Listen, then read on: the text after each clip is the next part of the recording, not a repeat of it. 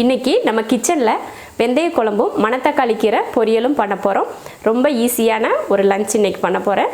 வாங்க எப்படி பண்ணலாம் அப்படின்றத பார்க்கலாம். வெங்காயம், வெள்ளைப்பூண்டு, தக்காளி எல்லாமே க்ளீன் பண்ணி முன்னாடியே எடுத்து வச்சுட்டு சாப்பாடு அரிசியெல்லாம் ஊற வச்சுட்டு முன்னாடியே சாப்பாடு வச்சு எடுத்துகிட்டு இப்போ குழம்பும் பொரியலும் பண்ணால் மட்டுமே போதும். இப்போ கீரை பொரியலுக்கு எண்ணெய் ஊற்றிக்கலாம்.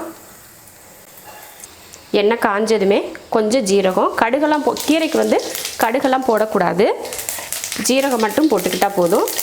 பொரிஞ்சதுமே வெங்காயம், 2 பெரிய வெங்காயத்தை பொடியாக கட் பண்ணியிருக்கேன், அதை சேர்த்துக்கிறேன். 2 வரமிளகாய். கீரைக்கு வெங்காயம் அதிகம் வதங்க தேவையில்லை. இப்போ கீரை சேர்த்துக்கலாம்.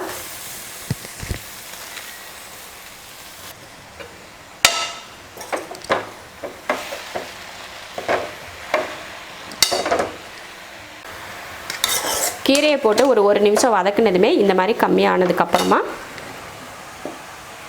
உப்பு சேர்த்துக்கலாம். கீரை சீக்கிரமே வெந்துடும். ஆனாலும் அதில் தண்ணியாக இருக்கும் இல்லையா, அந்த தண்ணிக்காக தான் கொஞ்சம் நேரம் அடுப்பில் வச்சுருக்கிறது. கொஞ்சம் நேரம் அந்த தண்ணியெல்லாம் வற்றட்டும். அது வரைக்கும் நம்ம குழம்பு வச்சுக்கலாம். வெந்தய குழம்பு பண்ணுறதுக்கு முன்னாடி வெந்தயத்தை வறுத்து கொஞ்சம் பவுடர் பண்ணிக்கணும். குழம்பு வைக்கிறதுக்கு முன்னாடி வெந்தயத்தை கொஞ்சம் ஒரு 1/2 ஸ்பூன் வெந்தயம் அளவுக்கு போட்டு வறுத்து இதை பொடி பண்ணிக்கணும். நல்லா கொஞ்சம் கலர் மாதிரி வெடித்து வரும். அப்போ எடுத்து நம்ம பவுட்ரு பண்ணிக்கலாம்.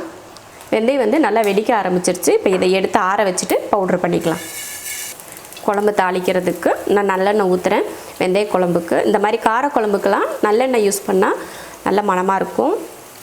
எண்ணெய் காஞ்சதுமே கொஞ்சம் வெந்தயம், நிறைய வெந்தயம் வேணாம், ஏன்னா நம்ம பவுட்ரு பண்ணியும் போட போகிறோம் இல்லையா, அதனால் அதிகமாக தேவையில்லை. ஒரு 10-15 போல் வெந்தயம், ஜீரகம் கொஞ்சம், ஜீரக வெந்தயம் பொரிஞ்சதுமே கருவேப்பிலை,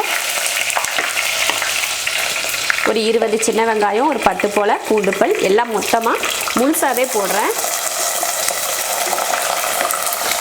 வெங்காயத்தை தட்டி கூட சேர்த்துக்கலாம். நான் அப்படியே போடுறேன், ஏன்னா அது சீக்கிரமே சின்ன வெங்காயம் தானே, அதனால் சீக்கிரமே அது வதங்கிடும் அப்படின்றதுக்காக முழுசாகவே நான் சேர்த்துக்கிட்டேன்.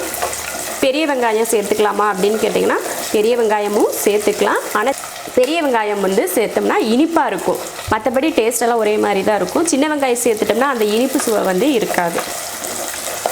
இது நல்லா வதங்கட்டும். வெங்காயம், வெள்ளைப்பூண்டு நல்லா வதங்கிருச்சு. இதில் இப்போ வெந்தயத்தூளை இதில் சேர்த்துக்கலாம். வறுத்தோம் இல்லையா, அதை பவுட்ரு பண்ணியிருக்கேன், அதை இதில் சேர்த்துக்கலாம். கொஞ்சம் கசப்பாக தான் இருக்கணும், லைட்டாக கசப்பு இருக்கணும், வெந்தய கசப்பு. அடுத்து தக்காளி சேர்த்துக்கலாம். 3 தக்காளி.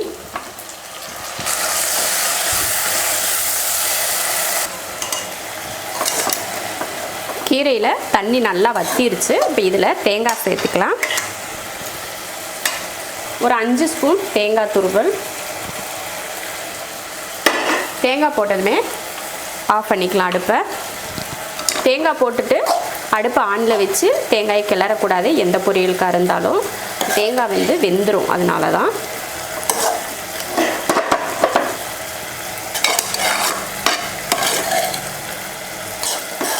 அவ்வளோதான், மணத்தக்காளி கீரை பொரியல் ரெடி ஆயிடுச்சு. தக்காளியெல்லாம் நல்லா வதங்கிடுச்சு. இப்போ குழம்புத்தூள் சேர்த்துக்கலாம். இது நம்ம வீட்டில் அரைச்ச குழம்புத்தூள். இதோட லிங்க் நான் கீழே கொடுக்குறேன், குழம்புத்தூள் எப்படி செய்கிறது அப்படின்றத. அதில் ஒரு 2 ஸ்பூன் நான் போடுறேன். 2 ஸ்பூன் குழம்புத்தூள் போட்டு வதக்குனதுக்கப்புறமா புளி சேர்த்துக்கலாம். ஒரு நெல்லிக்காய் அளவுக்கு புளி எடுத்திருக்கேன், அதையும் அதை சேர்த்துடலாம்.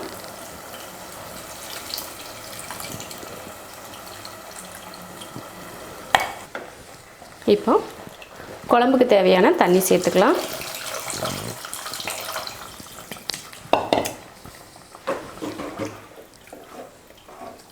தேவையான உப்பு,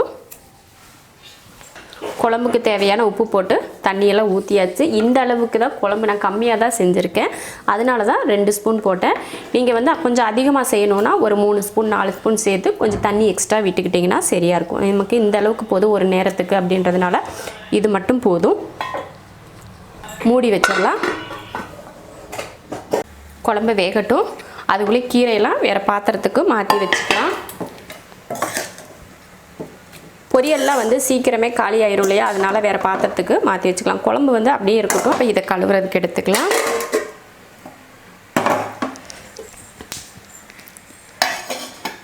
கீரை பொரியல் ரெடி ஆயிடுச்சு. சாப்பாடும் விசில் வந்ததுக்கப்புறம் ஹாட் பாக்ஸில் போட்டு வச்சாச்சு. மட்டும் கொஞ்சம் நேரம் வெந்தால் போதும்.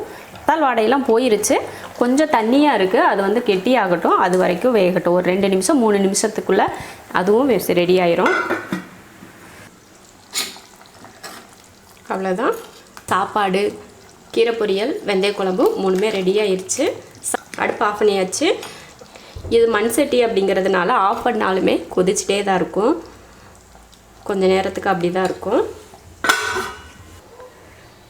சாப்பாடு, வெந்தய குழம்பு, கீரை 3மே ரெடி ஆயிடுச்சு. ரொம்ப சிம்பிளாக இன்றைக்கி நம்ம வீட்டில் லஞ்ச் ரெடி ஆயிடுச்சு.